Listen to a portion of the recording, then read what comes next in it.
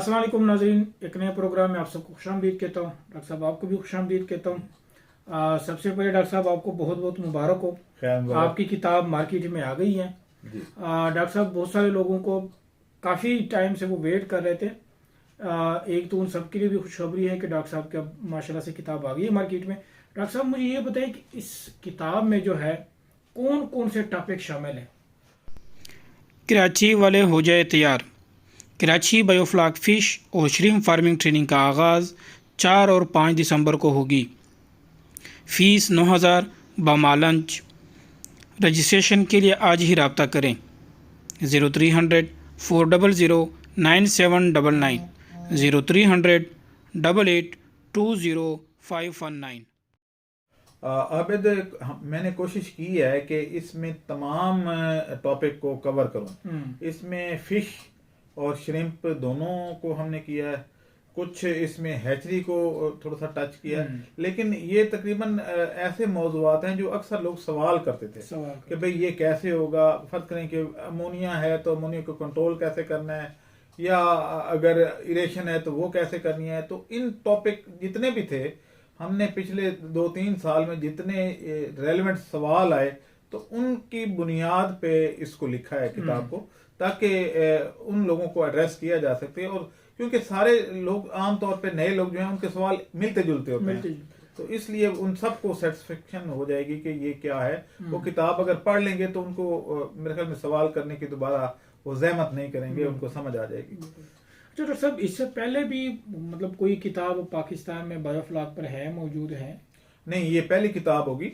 और बायोफ्लॉक का क्योंकि सिस्टम भी मैंने ही इंट्रोड्यूस करवाया था, तो इसलिए ये किताब भी जो है ये पहली मैंने ही लिखी है। और इससे पहले बायोफ्लॉक पे कोई किताब नहीं है।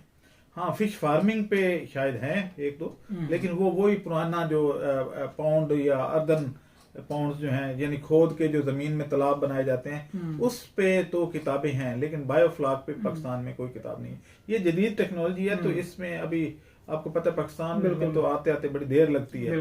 तो मैं ही सिस्टम को लेके आया था और मैंने ही किताब लिखी ताकि लोग इसमें आए और अपना अर्न करें, एक रोजगार उनका जो है वो बने। अच्छा डॉक्टर साहब, क्या किताब पढ़ने से एक फार्मर जो है वो एक्वा कल्चर से रिलेटेड जितनी भी मालूमात हैं वो ले सकता है? इसमें कंप्लीट मालूमात होगी? इसमें तकरीबन मेरे हिसाब से तो कोई ऐसी चीज नहीं छोड़ी हमने कि जिसकी जरूरत हो, लेकिन ये है कि सेकंड एडिशन जब आएगा, अगर लोगों ने कोई मशवरा दिया कि जिसमें ये भी डालें ये भी डालें, तो फिर वो सेकंड एडिशन में उसको हम अमेंडमेंट कर देंगे और उसको डाल देंगे। अच्छा डॉक्टर साहब, तीसरी जो मेन चीज है, क्योंकि हमारे फार्मर जो है वो इतने कुछ खास बैकग्राउंड उनका नहीं होता, तो कीमत क्या रखी है किताब की? ये 900 रुपए कीमत है।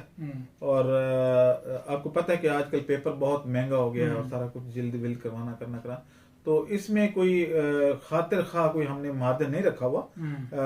बहुत थोड़े मार्जिन के साथ हम बेचते हैं, वो भी इसलिए कि हर बंदे की पहुंच में हो। अच्छा डॉक्टर साहब, इसके अलावा भी कोई किताब आपकी है मार्केट में, या कोई नई आने वाली कोई किताब हो? जी, एक तो इसका एक इंग्लिश वर्जन आ रहा है, इसी बायोफ्लॉक फिश फार्मिंग का इंग्लिश वर्जन, ताकि वो लोग जो बाहर बैठे हैं या आउट ऑफ द कंट्री भी हैं, तो वो भी मंगवा सकते हैं। मसलन इंडिया में लोग अगर मंगवाना चाहें तो वो भी मंगवा सकते हैं। और यूएई में इधर उधर कई लोग उर्दू नहीं जानते तो इंग्लिश जानते हैं, तो उनके लिए खासतौर पे हमारे ओवरसीज जो हैं वो इसको एक दफ़ा पढ़ के तो अपना नॉलेज ले सकते हैं। और दूसरी बात यह है कि मेरी काफ़ी सारी किताबें, पहले मेरे रिसर्च पेपर छपते थे, जैसे यूएसएड का जो जर्नल है उसमें मेरे छपे हैं, और लोकल जर्नल में भी छपे हैं, कॉलम भी छपते रहते हैं अखबारों में, बल्कि मैंने अपने स्टेटस में भी लगाया हुआ है एक जो कॉलम मैंने लिखा था। तो वो सारी चीज़ें तो एक साइड पे।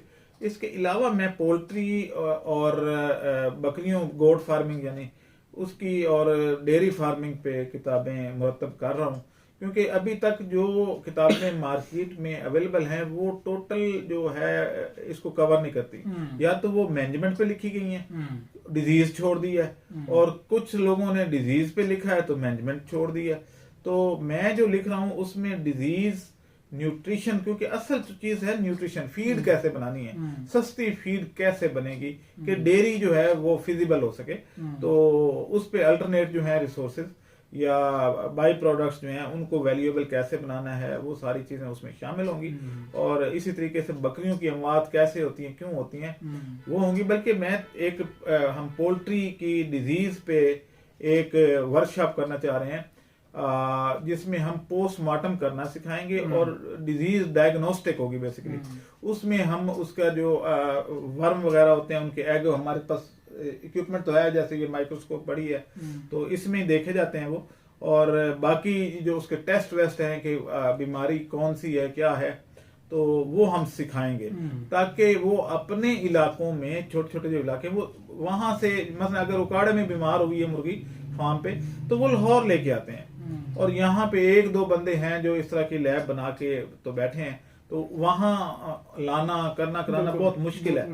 तो मैं ये चाह रहा हूं कि अपने इलाकों में उनको एक तो रोजगार मिल जाएगा, फिर वहां पे जो फार्मर हैं वो उनको ये होगा कि उनकी लोकली जो है वो एक्सपर्ट मौजूद होंगे, उनकी ट्रीटमेंट वहीं हो सकेगी, इन टाइम हो सकेगी। वो वहां से लाते हैं, यहाँ से दवाई लिखवाते हैं, फिर वापस जाते हैं, अगले दिन दवाई खरीदते हैं, तो ये बड़ा लंबा हो जाता है। तब तक तो काफी मोर्टेलिटी या अमवात हो चुकी होती है। तो ये बड़ी जरूरत थी, तो इसलिए मैंने इस पे एक वर्कशॉप करवाने का सोचा है कि पोल्ट्री की बीमारियों पे एक वर्कशॉप कराई जाए। और हमारे यहाँ क्योंकि लोगों में यानी फार्मर यानी गांवों के लेवल पे काफी सारे पोल्ट्री फार्म होते हैं, तो उधर अगर कोई एक्सपर्ट बैठ जाए तो वहां पे उनको कमर्शियल फीड मिलों के डॉक्टरों से जान छूट जाएगी। क्योंकि वो क्या करते हैं कि वो उसको ऐਵੇਂ ही लिख के दे देते हैं फार्मर को कि ये विटामिन डाल दो, ये कर दो, वो कर दो, जिसकी जरूरत भी नहीं होती। और उनके क्योंकि पैसे आगे तय होते हैं कि ये दवाई लिखोगे तो इतने पैसे मिलेंगे, तो वो जैसे एमबीबीएस डॉक्टर करते हैं कि दवाई किसी एक कंपनी की लिख दी और वहां से कमीशन ले लिया और मरीज जाए बाहर में। तो ये वाला चीज खत्म करनी है। अच्छा डॉक्टर साहब, आपके अपकमिंग ट्रेनिंग जो है वो कौन से हैं और कहाँ हो रहे हैं? जी, अभी पहली ट्रेनिंग तो अभी कराची में हो रही है 4-5 दिसंबर को। उसके बाद लाहौर में तकरीबन 10-11 को, और उसके बाद जो है ये पोल्ट्री की होगी 26-27 को। तो इसके साथ ही लार्वा प्रोडक्शन भी होगी, क्योंकि आगे सीजन फिर 2 महीने बाद तो लार्वा प्रोडक्शन का सीजन आ जाना है, तो ट्रेनिंग पहले करानी पड़ेगी ताकि पोल्ट्री को हम कैसे करें फ्री रेंज पे उसको शिफ्ट करना है। आपको एक मैं खबर देता जाऊं कि गवर्नमेंट जो है वो सोयाबीन और कनोला को बैन कर रही है, उन्होंने रोका हुआ है, और वो पोल्ट्री फीड मिलें कुछ अर्से तक बंद हो जाएंगी। अब चले, हमारा तो इसमें कोई रोल नहीं है, लेकिन अगर ये उन्होंने बंद की हैं तो ये एक फार्मर जो छोटे लेवल के फार्मर उनके लिए एक अपॉर्चुनिटी बन जाएगी। वो ये होगा कि वो लोग फ्री रेंज में जो पाल रहे हैं, अंडे का रेट बढ़ेगा, गोश्त का बढ़ेगा, तो उनके लिए वायबल हो जाएगा। और इसलिए जो है वो आप फ्री रेंज पे आए, और ताकि हम इस जो इंपोर्ट है इसको खत्म कर सकें और दोबारा पोल्ट्री उसी तरीके से पैदा हो जैसे आज से 30 साल पहले गांव से आती थी, और कोई इंपोर्ट बिल पे हमारे बोझ नहीं था। अब तो $4 बिलियन की इंपोर्ट है पोल्ट्री की अज्जा की। Thank you so much doctor साहब, आज के लिए इतना ही। अच्छा आबिद, ये एक काम करें कि आप उसका जो है ना कवर फेस यानी टाइटल, वो किताब का आप डिस्प्ले कर दें। तो दूसरा ये है कि खास तौर पे कराची के लोग अगर उनको किताब चाहिए तो वो आज के दिन ही, आज रात को और कल का दिन उनके पास है, तो वो लिखवा दें ताकि मैं अपने साथ कराची बुक्स लेके आ सकूं, और वहां खर्चा बच जाएगा डिलीवरी का, तो वो वहां से ले सकते हैं। Thank you so much. अब दे हमें इजाजत। अल्लाह हाफिज। हमारे चैनल को सब्सक्राइब करें और साथ में बेल आइकन को भी दबा दें ताकि हमारी हर नई आने वाली वीडियो आप तक बआसानी पहुंच सके।